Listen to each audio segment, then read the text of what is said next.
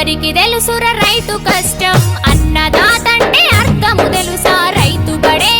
ఆత్మ బాధ ఓసారి వచ్చి నువ్వు చూసిపోరా నీ వెనక ఉన్నా